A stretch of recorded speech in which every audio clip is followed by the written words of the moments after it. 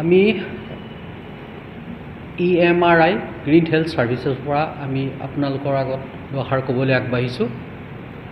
আমাৰ দুটি সেৱা আছে 108 আৰু 1962। 1962 হ'ল আমাৰ যি পশুধনৰ কাৰণে আমাৰ যি চিকিৎসা সেৱা মোবাইল ভেটেনেৰী ইউনিট MVU এই সেৱাৰ অন্তৰ্গত।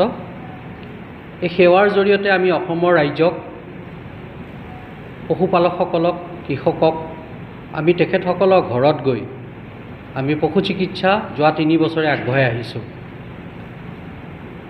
যোৱা জুলাই মাহত অসমৰ মূলতঃ 3খন জিলাত চৰাইদেউ, শিৱসাগৰ, লগতে যোৰহাট জিলা আৰু কিছু পৰিমাণে গোলাঘাট জিলাত এক বিধ্বংসী বানপানীৰে ক্ষতিগ্ৰস্ত কৰিলে। এই বানপানীৰ ফলত মানুহৰ যথেষ্ট ক্ষতি হ'ল, ঘৰ দুৱাৰ ভাঙিলে, সকলো হেৰাই গ'ল আৰু লগতে আমাৰ যি পশুপালকসকল আছিল তেখেতসকলৰ জীৱনৰ অমূল্য সম্পদ পশুধন কৃতি বহুত মৃত্যুমুখত পৰিলে, বহুত উটি ভাহি গ'ল আৰু বহুত বাচিছে যদিও ৰোগাক্ৰান্ত হৈ পৰিছে। এই চৰম বিপদৰ সময়ত আমি 1962 MVUৱে আমি যিমান পাৰোঁ আমাৰ এই অসমৰ লগতে এই 3খন জিলাত বিশেষকৈ শিৱসাগৰ আৰু চৰাইদেউত আমাৰ সেৱা অব্যাহত ৰাখিছোঁ আৰু এই যি বানপানীৰ পৰিস্থিতি এই পৰিস্থিতিৰ প্ৰতি লক্ষ্য ৰাখি আমি অতিৰিক্ত সেৱা তাত নিয়োজিত কৰিছোঁ। মূলতঃ চৰাইদেউত আমাৰ 2খন এম্বুলেন্স আছে যিটোক আমি MVU বুলি কওঁ। চৰাইদেউৰ কাৰণে 2খন আৱৰ্তন আছিলে আৰু শিৱসাগৰ জিলাত আমাৰ 4খন আছিলে। বৰ্তমান পৰিস্থিতিৰ লক্ষ্য ৰাখি বানপানী পিছৰে পৰা আমি তাত অতিৰিক্তভাৱে 2খন ডিব্ৰুগড় জিলাৰ পৰা আনি চৰাইদেউ জিলাত আৰু কাৰ্বি আলং আৰু কামৰূপ মেট্ৰ'ৰ পৰা আনি পেলাই আমি শিৱসাগৰ জিলাত নিয়োজিত কৰিছোঁ। আৰু যোৱা কেইদিন আমাৰ চিকিৎসকসকলে আমাৰ এম্বুলেন্সত জড়িত আমাৰ যিসকল চালক আছে তেওঁলোকে নিৰবিচ্ছিন্নভাৱে পুৱাৰ পৰা ৰাতি সন্ধিয়ালৈকে জনসাধাৰণৰ মাজত গৈ পশু চিকিৎসা সেৱা আগবঢ়াইছে। এই জুলাই মাহত আমি সমগ্ৰ অসমত 91,670 91,670টা পশুধনৰ সেৱা আগবঢ়াইছোঁ। তাৰে ভিতৰত সৰ্বাধিক হ'ল গৰু। আমি মূলতঃ 65,812 65,812টা গৰুক এই সময়ছোৱাত আমি পশু চিকিৎসা আগবঢ়াইছোঁ। তাৰ লগতে ছাগলী, গাহৰি, হাঁহ কুকুৰা বা মুৰ্গী এইবিলাকো আমি আমাৰ পশু চিকিৎসকসকলে গৈ চিকিৎসা কৰিছে। এই গোটেই সময়ছোৱাত অসমৰ লগতে শিৱসাগৰ চৰাইদেউ জিলাত প্ৰতিদিনে আমি চিকিৎসা শিবিৰ আয়োজিত কৰিছোঁ।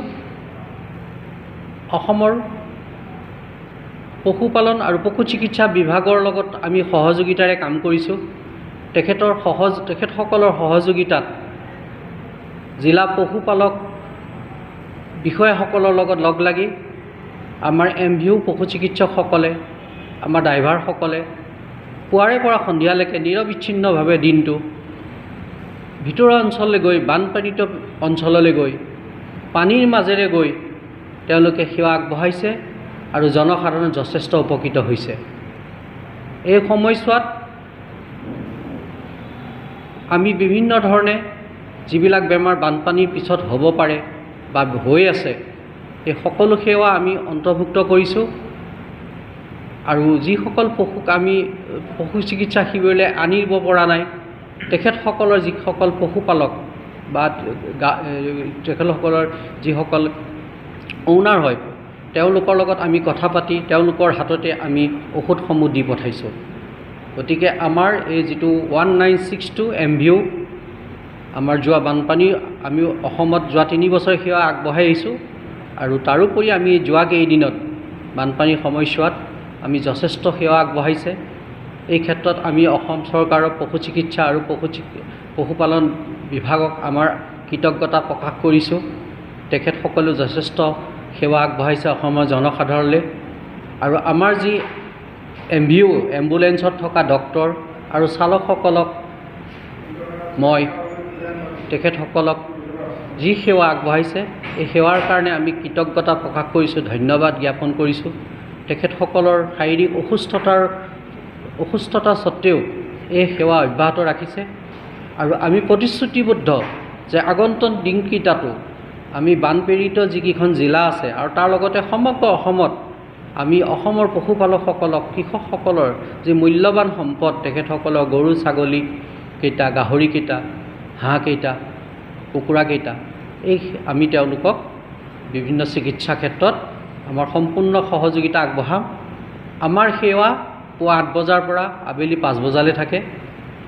এই সেৱা সম্পূৰ্ণ বিনামূলীয়া আৰু ইয়াতে আমাৰ এখন এম্বুলেঞ্চত এজন পশু চিকিৎসক থাকে, ভেটেৰিনেৰী ডক্টৰ থাকে, লগত এজন চালক থাকে আৰু তেওঁলোকে যিসকল অসমৰ পশুপালক হয়, কৃষক ৰাইজ হয়, তেখেতসকলে 196টোত আমাক ফোন কৰিলে আমাৰ সেই স্থানৰ MVO ইউনিটটো গৈ তেখেতৰ ঘৰত উপস্থিত হয় আৰু তেখেতসকলক জীৱ জন্তুটোৰ চিকিৎসা প্ৰদান কৰি থৈ আহে।